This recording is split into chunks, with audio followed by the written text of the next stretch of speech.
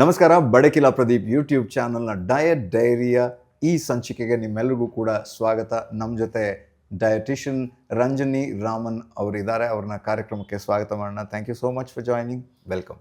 Thank you so much once again. So ನಾವು diet ಬಗ್ಗೆನೇ ಮಾತಾಡ್ತಾ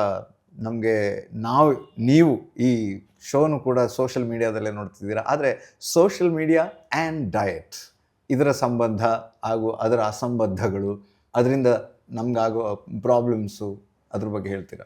ಮತ್ತು ಇವಾಗ ತುಂಬ ಸೋಷಿಯಲ್ ಮೀಡಿಯಾ ಇನ್ಫಾರ್ಮೇಷನ್ ಬಂದಿದೆ. ಸೊ ಪೀಪಲ್ ಒಂಥರ ಭಯ ಆಗ್ಬಿಟ್ಟಿದೆ ಎಲ್ರಿಗೂ. ಊಟ ಮಾಡೋಕ್ಕೆ, ನೀರು ಕುಡಿಯೋಕ್ಕೆ, ಎಷ್ಟು ನೀರು ಕುಡಿಬೇಕು, ಈ ನೀರು ಕುಡಿಬಾರ್ದು, ಈ ನೀರು ಕುಡಿಬೇಕು, ಆರ್ ಒ ವಾಟ್ರ್ ಕುಡಿಬೇಕು, ಇದು ಕಾಪರ್ ಇನ್ಫ್ಯೂಸ್ ವಾಟ್ರ್ ಕುಡಿಬೇಕು, ಇಲ್ಲ ವಾಟರ್ ಮೆಲನ್ ಇನ್ಫ್ಯೂಸ್ ವಾಟ್ರ್ ಕುಡಿಬೇಕು. ಈ ಥರ ತುಂಬ ಇನ್ಫಾರ್ಮೇಷನ್ ಓವರ್ಲೋಡ್. ಇದು ಇವಾಗ people like dieticians or doctors, when we watch ಇದನ್ನು ನಾವು ನೋಡಿದಾಗ ಏನು ಮಾಡ್ತೀವಿ, we look at it very objectively. Okay, ಇದು ಸೈಂಟಿಫಿಕಾ ಇಲ್ವಾ? ನಾವು ಬಂದು ಮತ್ತೆ ಪೇಪರ್ಸ್ ರೆಫರ್ ಮಾಡ್ತೀವಿ, ಮೆಡಿಕಲ್ ಜರ್ನಲ್ಸ್ ರೆಫರ್ ಮಾಡ್ತೀವಿ. ವಿದಿನ್ ಡಯಟಿಷಿಯನ್ಸ್ ಆ್ಯಂಡ್ ಡಾಕ್ಟರ್ಸ್ ನಾವು ಬ್ರೈನ್ ಸ್ಟಾರ್ಮ್ ಮಾಡ್ತೀವಿ, ಮಾತಾಡ್ತೀವಿ, ಇದು ಯಾಕೆ ಈ ಥರ ಟ್ರೆಂಡ್ ಬಂದಿದೆ, is it okay or not, ಈ ಥರ ವೀಲ್ ಟಾಕ್. ಬಟ್ ಒಂದು ಲೇಮ್ಯಾನ್ ಅವರ ಕಾಮನ್ ಪಾಪ್ಯುಲೇಷನ್ಗೆ ಏನಾಗುತ್ತೆ ಅಂದರೆ, ಅದು ನೋಡಿದ ತಕ್ಷಣ ದೇ ವಿಲ್ ಥಿಂಕ್, ಓಕೆ ಇದು ಬಂದು ಇವರು ಹೇಳ್ತಿದ್ದಾರೆ, so maybe it is true. And most of them are posted in the guise of a testimony.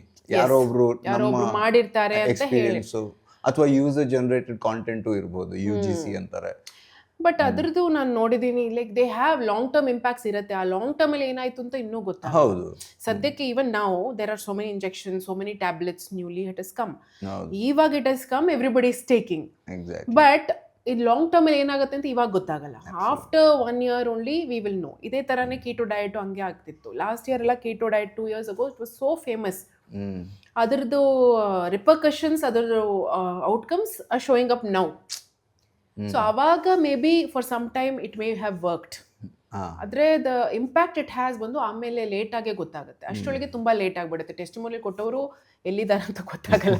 So we don't know what happen, right? So ಇವಾಗ ಏನಂದರೆ, no, it is not a validated content ಅಂತಲೇ ಹೇಳ್ಬೋದು. Plus social media itself, ನಾನೊಂದ್ಸತಿ reels ಎಲ್ಲ shoot ಮಾಡಿದಾಗ ಆವಾಗ ಆ team ಹೇಳ್ತಿದ್ರು ನನ್ನ ಹತ್ರ, ನೀವು ಬಂದು ರೆಗ್ಯುಲರ್ ಕಂಟೆಂಟ್ ಮಾತಾಡಬೇಡಿ, ಕಾಂಟ್ರವರ್ಸಿ ಮಾತಾಡಿ, ಅವಾಗಲೇ ನಿಮಗೆ ರೀಚ್ ಜಾಸ್ತಿ ಸಿಗತ್ತೆ ಅಂತ ಹೇಳ್ತಿದ್ರು. So I can look at that angle. ಆದರೆ ಆ ಥರ ಮಾಡಿದರೆ you are going to confuse more people. So unfortunately it is a trend also. So marketing ನಮಗೆ ರೀಚ್ ಜಾಸ್ತಿ ಆಗಬೇಕು ಅಂದರೆ ಆ ಥರ ಟಾಪಿಕ್ ನಾನು ತಗೋಬೇಕು, ಆ ಥರ ಕಾನ್ಫ್ಲಿಕ್ಟಿಂಗ್ ಒಪಿನಿಯನ್ ಕೊಡಬೇಕು, ಅದರಲ್ಲಿ ಕೆಳಗಡೆ ಕಮೆಂಟ್ಸಲ್ಲಿ ಡಿಸ್ಕಷನ್ಸ್ ಆಗಬೇಕು, ವ್ಯೂಸ್ ಜಾಸ್ತಿ ಆಗಬೇಕು ಅಂತಲೇ ಒಬ್ಬೊಬ್ಬರು they will put a negative content also.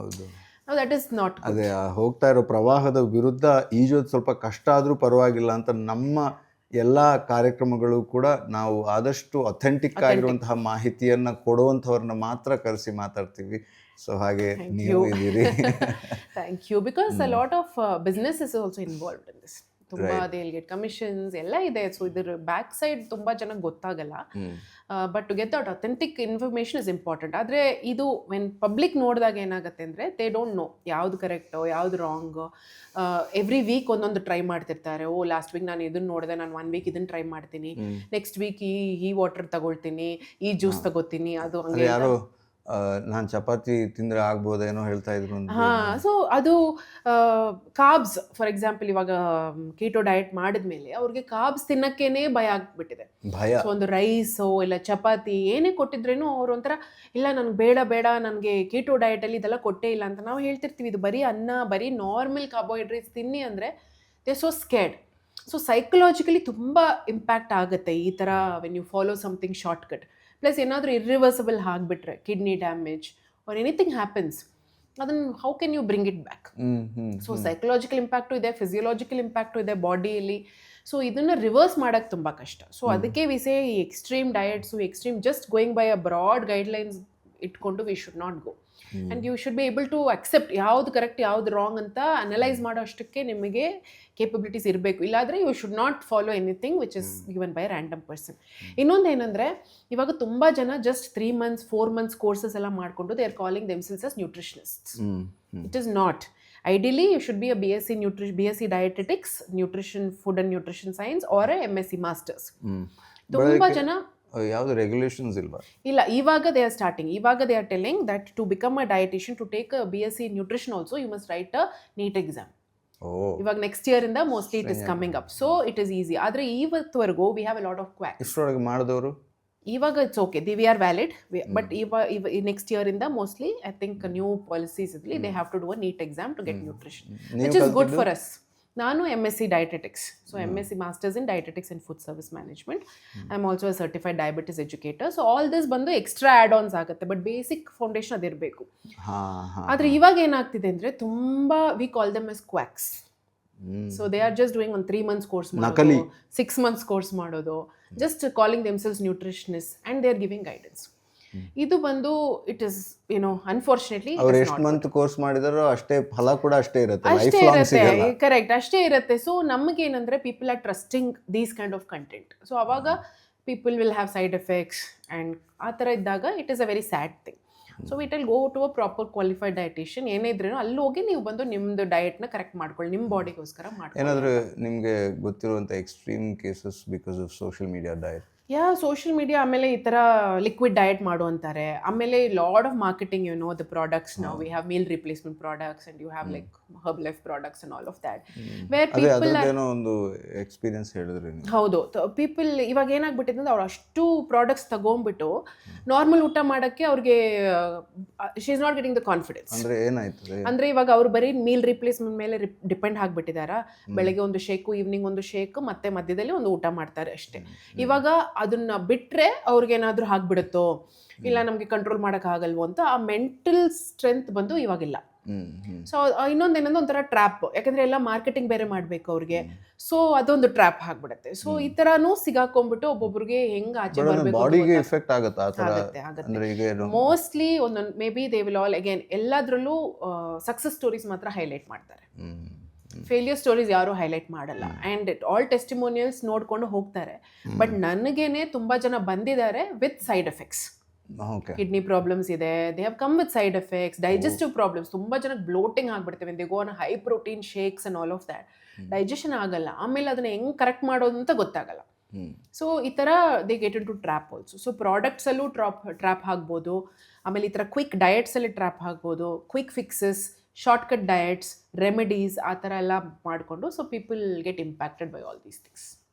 Okay, so ಹಾಗಿದ್ರೆ ಸೋಷಿಯಲ್ ಮೀಡಿಯಾನ ನೋಡಬೇಕು, ಬಟ್ ಎಷ್ಟನ್ನು ಕನ್ಸ್ಯೂಮ್ ಅಂದರೆ ಇನ್ ರಿಯಲ್ ಸೆನ್ಸ್ ನಮ್ಮಲ್ಲಿ ಅದನ್ನು ಅಳವಡಿಸ್ಕೊಳ್ಬೇಕು ಅನ್ನೋದನ್ನು ನಾವು ಯೋಚನೆ ಗೊತ್ತಾಗಬೇಕು. ಪ್ಲಸ್ ಇವತ್ತು ಸೋಷಿಯಲ್ ಮೀಡಿಯಾ ನಿಮಗೆ ಇಂಪ್ಯಾಕ್ಟ್ ಆಗುತ್ತೆ ಅಂದರೆ ನೀವು ಅಷ್ಟು ಕನ್ಸ್ಯೂಮ್ ಮಾಡೋಕ್ಕೆ ಹೋಗಬೇಡಿ. ನಾವು ಅದೇ ಹೇಳ್ತೀವಿ, ತುಂಬ ಕಾನ್ಫ್ಲಿಕ್ಟಿಂಗ್ ಇನ್ಫಾರ್ಮೇಷನ್ ಇದ್ದರೆ ನೀವು ಅದನ್ನು ನೋಡೋಕ್ಕೆ ಹೋಗಬೇಡಿ. ಇಫ್ ಯು ಗೆಟ್ ಕನ್ಫ್ಯೂಸ್ಡ್, ನೋಡಿದರೆ ನಿಮಗೆ ಗೊತ್ತಾಗಬೇಕು. ಒಂದು ವೆರಿಫೈಡ್ ಸೋರ್ಸ್ ಹತ್ರ ಕೇಳಿಬಿಟ್ಟು, ಡಾಕ್ಟರೋ ಡಯಟಿಷಿಯನ್ ಹತ್ರ ಕೇಳಿಬಿಟ್ಟು ಆಮೇಲೆ you can go for it. ಸುಮ್ಮನೆ ಬ್ಲೈಂಡ್ ಆಗಿ ವಿ ಶುಡ್ ನಾಟ್ ಟ್ರಸ್ಟ್. ಹಾಗಿದ್ರೆ ಇದು ಒಟ್ಟು ಭಯ ಹುಟ್ಟಿಸಿ ಇದು ಬಿಸ್ನೆಸ್ ನಡೆಸೋದ ಇದು? ಕರೆಕ್ಟ್. ತುಂಬ ಜನ ಇವಾಗ they are monetizing on the fear ಅಂತ ಹೇಳ್ತೀವಿ. ಸೊ ಯಾರ್ಯಾರಿಗೆ ಫಸ್ಟ್ ಭಯ ಪಡಿಸಿ ಆಮೇಲೆ ಅದಕ್ಕೆ ಪ್ರಾಡಕ್ಟ್ ಕೊಡೋದು. ಫಾರ್ ಎಕ್ಸಾಂಪಲ್ ಪ್ರೋಟೀನೇ ನಿಮ್ಗೆ ಸಿಗ್ತಾ ಇಲ್ಲ, ನಿಮ್ಮದು ಬಂದು ಮಸಲ್ಸ್ ಎಲ್ಲ ವೀಕ್ ಆಗ್ತಿದೆ, ನಿಮಗೆಲ್ಲ ಏನೋ ಈ ಥರ ಇದ್ದಿದ್ರೆ ನಿಮಗೆ ಹಾರ್ಮೋನಲ್ ರೆಗ್ಯುಲೇಷನ್ ಬಂದುಬಿಡುತ್ತೆ, weak muscles and all of that. First ಈ ಭಯನ ಕೊಟ್ಬಿಟ್ಟು ಆಮೇಲೆ they will say okay you take protein powders, this much protein to take.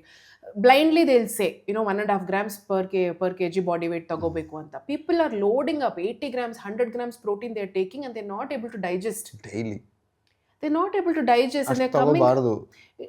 See, if you're ಅಷ್ಟು ವರ್ಕೌಟ್ ಮಾಡ್ತೀರಾ ಅಂದರೆ ಓಕೆ, ಅಷ್ಟು ನಿಮ್ಮ ಬಾಡಿ ಅಕ್ಸೆಪ್ಟ್ ಆಗ್ತಿದೆ ಅಂದರೆ ಓಕೆ. ಅದನ್ನು ಗ್ರ್ಯಾಜುವಲ್ ಆಗಿ ಇಂಪ್ರೂವ್ ಮಾಡಬೇಕು, not suddenly increase. Day 1 80 grams start ಎಲ್ಲ ಅಷ್ಟು ಮಾಡಿಕೊಂಡು ಸಡನ್ಲಿ ದೇ ಆರ್ ಸ್ಟಕ್. ಅವ್ರಿಗೆ ಗೊತ್ತಾಗ್ತಾ ಇಲ್ಲ ಯಾಕೆ ಡೈಜೆಸ್ಟಿವ್ ಪ್ರಾಬ್ಲಮ್ಸ್ ಆಗ್ತಿದೆ ಅವ್ರಿಗೆ. ಆಮೇಲೆ ಕಿಡ್ನಿ ಇಶ್ಯೂಸ್ ಅನ್ನೋ ಗೊತ್ತಾಗಲ್ಲ. ಆಫ್ಟರ್ 5-6 months ಬ್ಲಡ್ ಟೆಸ್ಟ್ ಮಾಡಿದ್ರೇನೆ ಗೊತ್ತಾಗುತ್ತೆ ಅದೆಲ್ಲ. So we tell just don't go. ಈ ಭಯ ಪಟ್ಕೊಂಡು ಓಕೆ ನಾನು ತಿಂದಿಲ್ಲ ಅಂದರೆ ನನಗೆ ಹಿಂಗೆ ಆಗ್ಬಿಡತ್ತೆ, ನನಗೆ ಮೆಗ್ನೀಷಿಯಮ್ ತಿಂದ್ರೇ ನಿದ್ದೆ ಬರುತ್ತೆ, ಈ ಥರ ತುಂಬ they have got that fear. So I feel it should be holistic. It should be holistic. See, any day food is not out of fashion, right? Food is main. ನಾವು ಯಾಕೆ ಸಪ್ಲಿಮೆಂಟ್ ಅಂತೀವಿ? Because it has to supplement your food. Food is core. ಇದೇ ಸರಿ ತಗೊಳ್ಳದೆ ಅದರಲ್ಲಿ adjust ಮಾಡ್ತೀನಿ. ಅದರಲ್ಲಿ ಏನಿಲ್ವೋ maybe a little you can supplement depending on your ನಿಮ್ಮ ಸಿಚುವೇಶನ್, ನಿಮ್ಮ ಬಾಡಿ ಟೈಪ್ ಎಲ್ಲ ನೋಡ್ಕೊಂಡು. So food is the primary. If we continue taking supplements, it will complement with medicines later on. Yes. So ಬೇರೆ ದಾರಿ ಇಲ್ಲ. People are living on supplements and complements. They don't want to believe that food can treat. That ನಂಬಿಕೆ is the problem. ಅದು ಹೋಗ್ಬಿಟ್ಟಿದೆ ಇವಾಗ. People are not able to believe. ಏನು ಇಷ್ಟೇ ತಿಂದ್ರೆ ನಂಗೆ ಆಗತ್ತಾ, ಇದು ತಿಂದ್ರೆ ಸಾಕಾ ನನಗೆ, ಫ್ರೂಟ್ಸ್ ತಿಂದ್ರೆ ಈ ಫೈಬರ್ ಸಾಕಾಗತ್ತಾ ನನಗೆ. So people are questioning everything. So we also think ಯಾಕೆ ಈ ಥರ ಫುಡ್ ಮೇಲೆ ನಮಗೆ ಒಂದು ಟ್ರಸ್ಟ್ ಇಲ್ಲ. We are trusting more on the other things, products. Thank you so much. ನಿಮಗೆ ನಮ್ಮ ಈ ಸೀರೀಸನ್ನು ನಡೆಸ್ಕೊಡ್ತಾ ಇರೋದಕ್ಕೆ ಧನ್ಯವಾದವನ್ನು ನಾನು ಹೇಳ್ತಾನೆ ಇರ್ತೀನಿ. ಆದರೆ ಧನ್ಯವಾದ ಪೂರ್ವಕವಾಗಿ ಗ್ರಾಮ ರಾಜ್ಯದವರ ವತಿಯಿಂದ ಈ gift hamper. Thank you so diet related natural ಆಗಿ ಪ್ರೊಡ್ಯೂಸ್ ಆಗಿರುವಂಥ ಯಾವ ನೈಸರ್ಗಿಕವಾದಂಥ ಖಂಡಿತ ನಿಮ್ಗೇನೆ ಅದು. ಓಕೆ, ಅವರು ಹೆಲ್ತಿ ಅವ್ರ ಸಬ್ಜೆಕ್ಟ್ ಇದೆ. ನ್ಯಾಚುರಲ್ ಪ್ರಾಡಕ್ಟ್ಸ್ ಎಲ್ಲ. ಎಸ್ ಅಕ್ಕಿ, ಅರಿಶಿಣ, ಕುಂಕುಮ, ಆರ್ಗ್ಯಾನಿಕ್ ಇರ್ಬೋದು ಅನ್ಸುತ್ತೆ ಅಲ್ವಾ. ಕೆಲವೊಂದು ಆರ್ಗ್ಯಾನಿಕ್ ಸರ್ಟಿಫೈಡು ಇದೆ. ಹಾಗಂತ ಅವರು ತುಂಬಾ ಬ್ಲೈಂಡ್ ಆಗಿ ಆರ್ಗ್ಯಾನಿಕ್ ಸರ್ಟಿಫೈಡ್ ಅಲ್ಲದನ್ನು ಆರ್ಗ್ಯಾನಿಕ್ ಅಂತ ಹೇಳಲ್ಲ ಅವರು. ಬಟ್ ಎಲ್ಲಾನು ನ್ಯಾಚುರಲ್ ಆಗಿ ಬೆಳೆದಂಥದ್ದು. ಬಿಕಾಸ್ ಆರ್ಗ್ಯಾನಿಕ್ ಸರ್ಟಿಫಿಕೇಶನ್ ಖಂಡಿತ ತುಂಬಾ ಕಷ್ಟ ಆಕ್ಚುಲಿ. ಅಲ್ಲ, ದೇ ಆರ್ ವೆರಿ ಕ್ಲಿಯರ್. ಸುಳ್ಳು ಹೇಳಿ ನಾವು ಮಾರಾಟ ಮಾಡಲ್ಲ. ಬಿಕಾಸ್ ಇವಾಗ ನಾವು we can just pay and get organic certification. So it is not. ಇವರು ಅದನ್ನ ತುಂಬಾ ಸ್ಪಷ್ಟವಾಗಿ. Thank you so much. ನಾವೆಲ್ಲ ಟ್ರೈ ಮಾಡ್ತೀನಿ, ಅವ್ರಿಗೆ ಹೇಳ್ತೀನಿ, ಫೀಡ್ಬ್ಯಾಕ್ ಕೊಡ್ತೀನಿ. ಖಂಡಿತ. Thank you so much. So ಮುಂದಿನ ಸಂಚಿಕೆಯಲ್ಲಿ ಸಿಗೋಣ. ಡಯಟ್ ಡೈರಿ ಕಂಟಿನ್ಯೂ ಮಾಡಿ ನಿಮ್ಮ ಲೈಫ್ನಲ್ಲಿ ಅದನ್ನು ಅಳವಡಿಸ್ಕೊಳ್ಳಿ. ಮುಂದಿನ ಸಂಚಿಕೆಯಲ್ಲಿ ಇನ್ನೊಂದು ಟಾಪಿಕ್ ಜೊತೆ ನಿಮ್ಮನ್ನು ನಾನು ಸೇರ್ತೀನಿ. ನಮ್ಮ ಜೊತೆ ನಮ್ಮ ಡಯಟಿಷಿಯನ್ ರಂಜನಿ ರಾಮನ್ ಕೂಡ ಇರ್ತಾರೆ. ಬೆಳಕಿಲಾ ಪ್ರದೀಪ್ ಯೂಟ್ಯೂಬ್ ಚಾನಲಲ್ಲಿ ಮತ್ತೊಮ್ಮೆ ಸಿಗ್ತೀನಿ. ನಮಸ್ಕಾರ.